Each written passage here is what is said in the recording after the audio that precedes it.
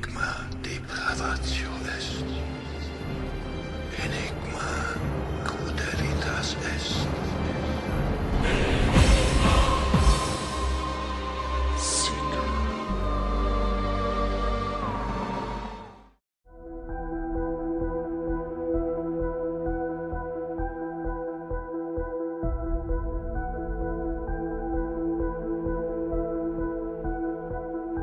How long do you think we've been visited for? Is this since, it seems like flying saucer, the idea of the flying saucer seems to be a sort of post-war phenomenon. Do you think it's the last century, or do you think it goes back further than that?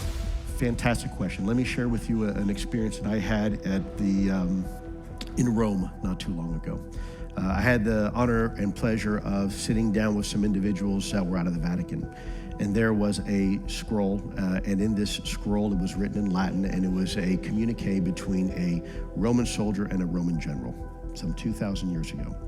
And what they described in this communique was the name for the Roman shield is eclipus, means like eclipse, like the sun. And so they described these flaming Roman shields in the sky that would follow them from battle space to battle space. So it is quite possible we are dealing with something that could be potentially, not necessarily even from outer space.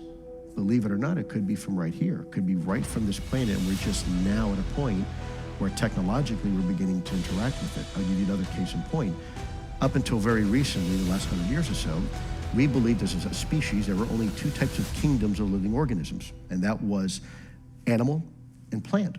And then about 150 years ago, we realized that fungi was its own kingdom of life form. And about 100 years ago, we realized there were these little microorganisms that someone famously screamed, little beasties, little beasties. And there's a whole another kingdom of life form that has been invisible to us since we've been Homo sapiens sapien. And we just now realize, and by the way, the biomass of that one kingdom alone outweighs the total biomass of the animal and plant kingdom put together.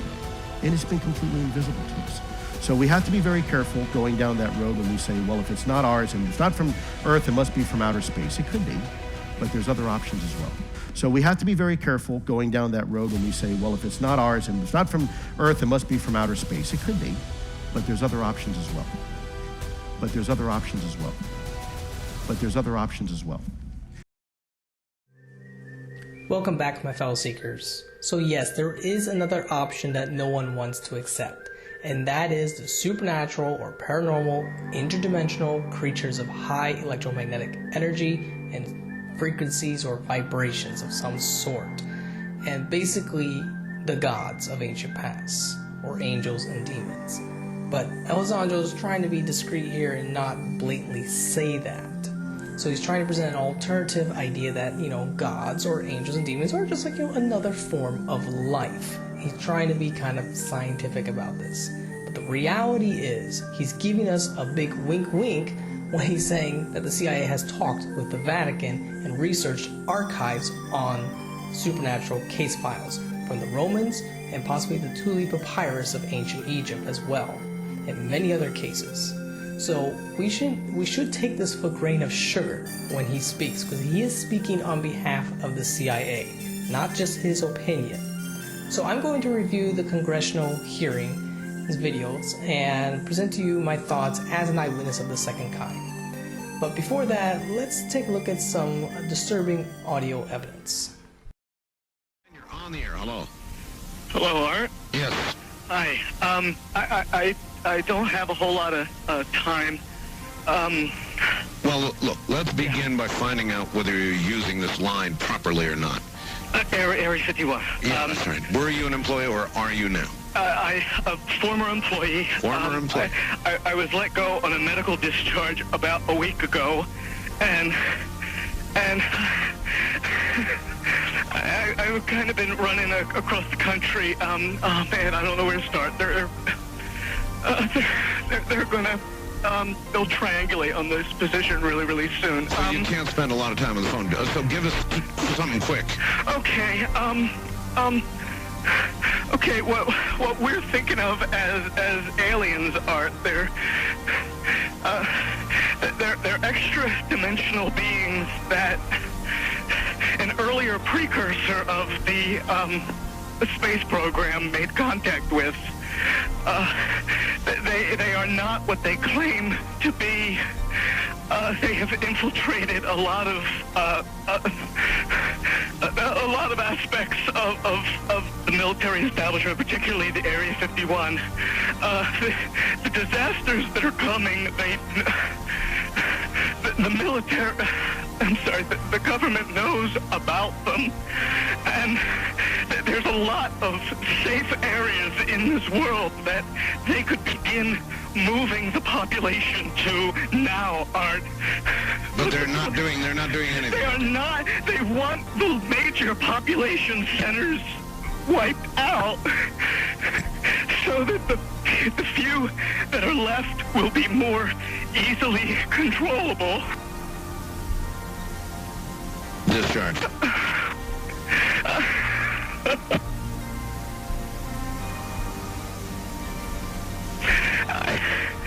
I started getting...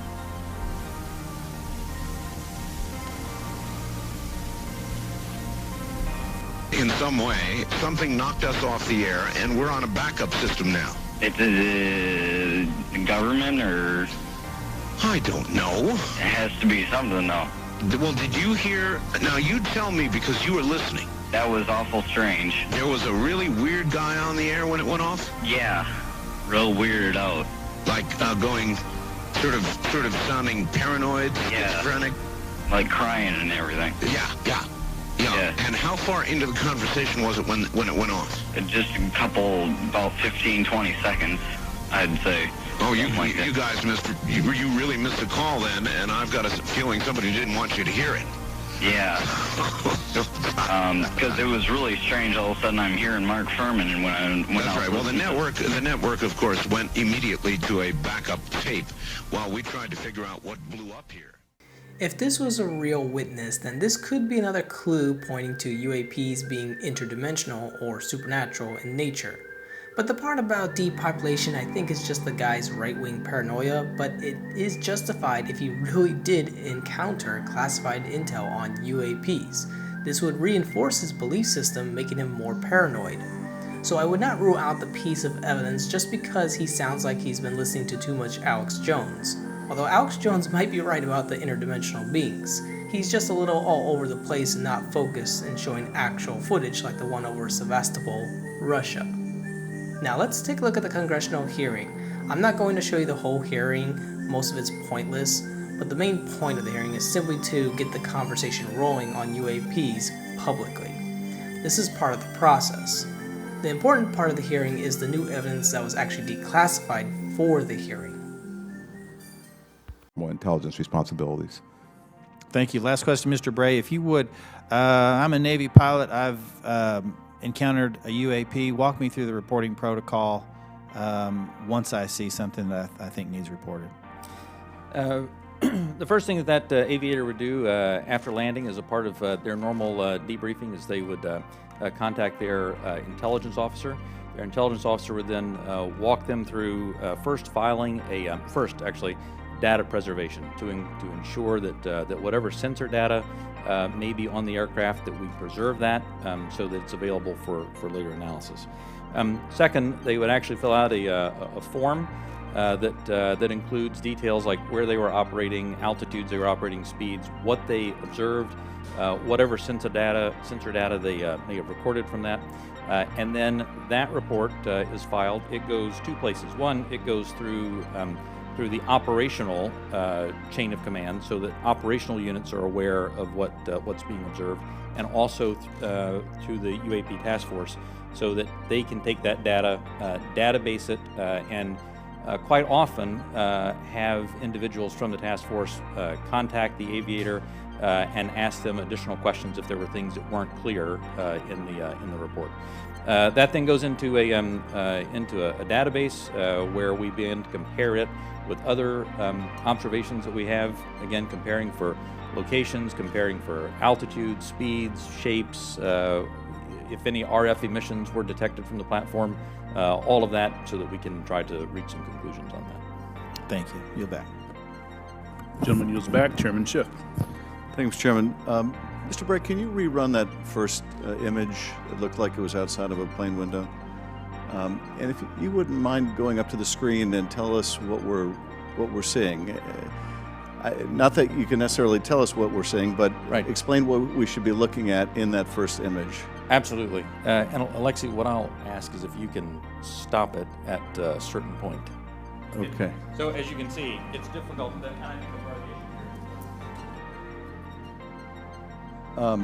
The laptop we're working with is not as easy for stopping that video in the right spot. We'll describe what we have seen in that. What are we observing? What you see here is aircraft that is operating in a U.S. Navy training range that has observed a spherical object in that area. And as they fly by it, they take a video. You see it looks reflective in this video, somewhat reflective, and it quickly passes by the cockpit of the aircraft. And is this one of the phenomena that we can't explain? I do not have an explanation for what this specific object is. And is this one of the situations where it is? That's the object that we're looking at right there. Thank you. And is this a situation where it was observed by the pilot and it was also recorded by the aircraft's instruments? We'll talk about the multi-sensor part in a later session. But in this case, we have at least that. In the Director of National Intelligence 2021 unclassified report, the ODNI reported 144 UAPs between 2004 and 2021, 80% of which were recorded on multiple instruments.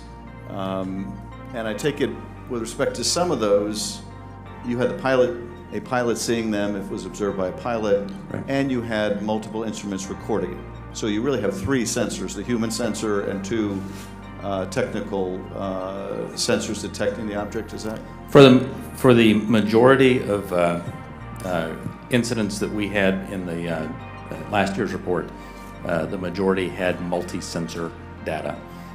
When I talk about the 400 reports that we have now, that number will certainly go down because a lot of those new reports that we have are actually historic reports that are narrative-based. So that percentage will go down just as a factor of the fact that the destigmatization has resulted in more narrative reports. And that's the object we're looking at right there now, right? That's it right there. Okay.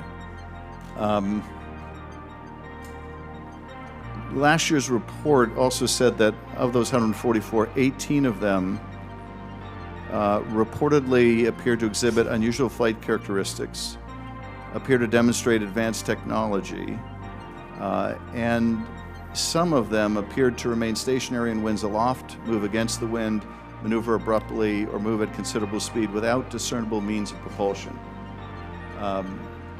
That's pretty intriguing. And if you're able to answer this in this setting, are we aware of any foreign adversary capable of moving objects without any discernible means of propulsion? I think I would, without discernible means of propulsion, I would say that we're not aware of any adversary that can move an object without discernible means of propulsion. The question then becomes, in many of these cases where we don't have a discernible mean of propulsion in the data that we have, in some cases there is likely sensor artifacts that may be hiding some of that.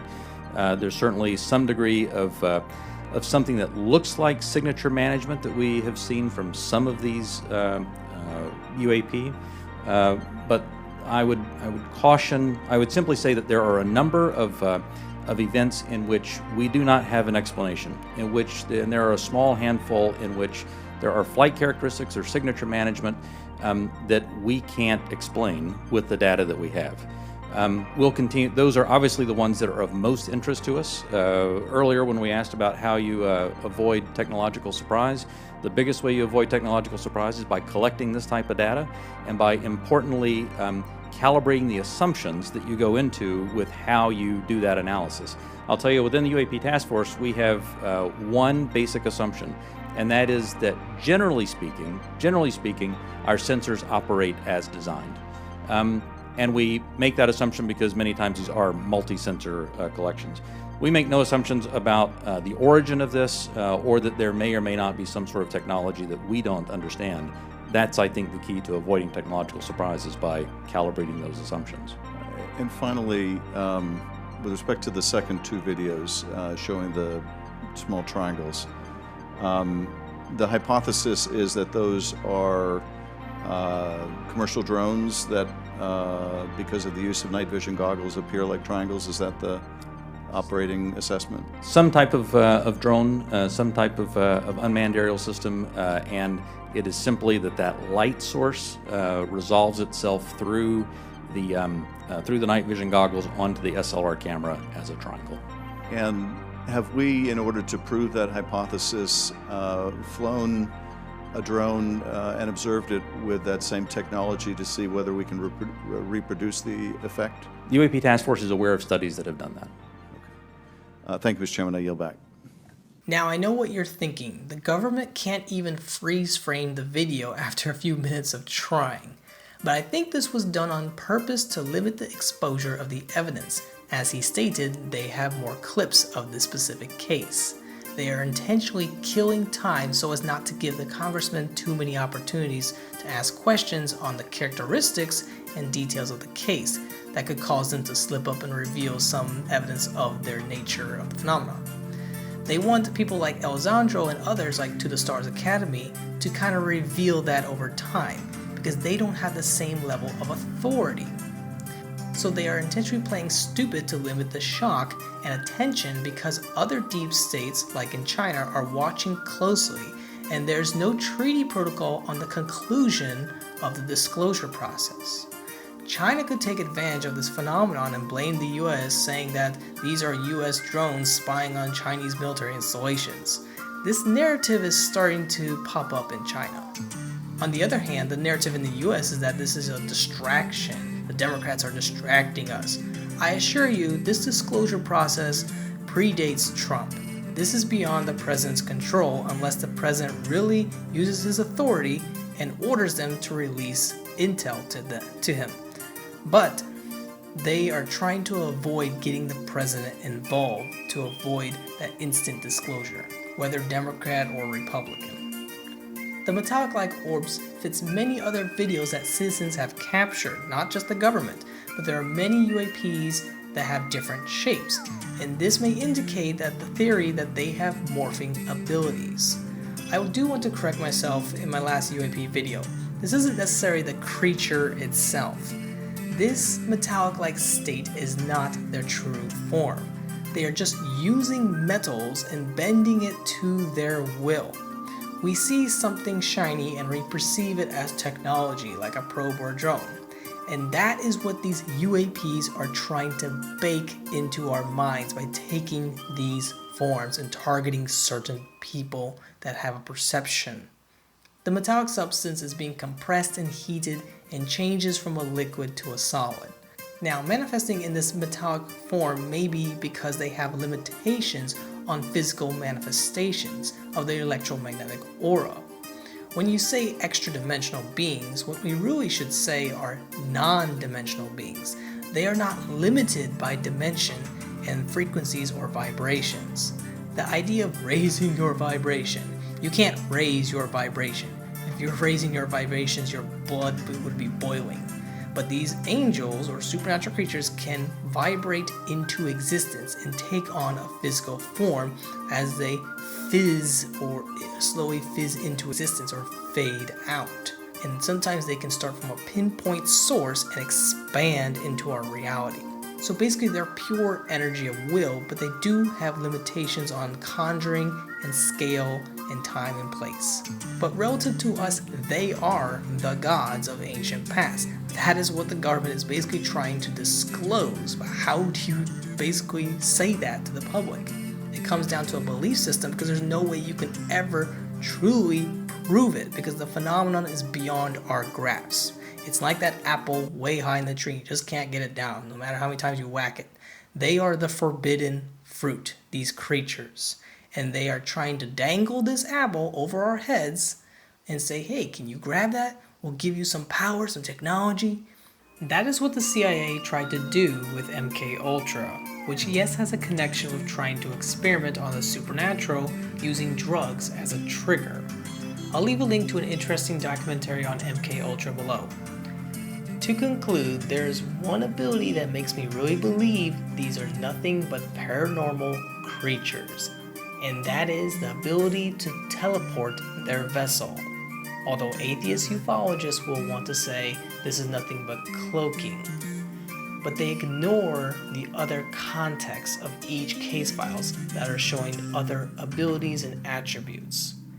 And there's one case I'm sure the CIA is well aware of, and that is the Billy Meier's case file. I'll present some footage and then leave a link below so you can watch the whole documentary for context.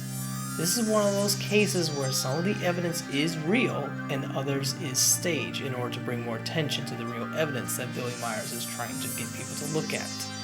So this is one of those cases where the eyewitness is telling the truth but also lying about some parts, and that's what complicates the case when you're using a lie detector. But Billy Meier is really a victim to these UAPs who are using him for a larger psychological deception over time, as a way of testing us so they can prowl around the world seeking the ruin of souls by targeting spiritually weak-minded people like Billy and making them believe they are extraterrestrials. But at the same time, they're giving us clues to their true nature and ability to teleport, which is very strong evidence that we are not dealing with a technology as Luis Elizondo hints to us. Without further ado, here's that footage, and keep seeking those enigmas.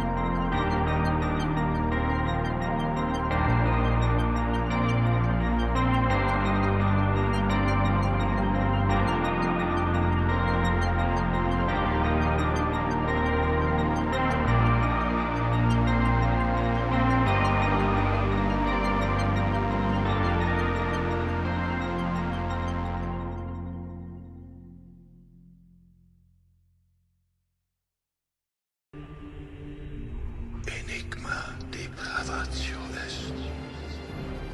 Ene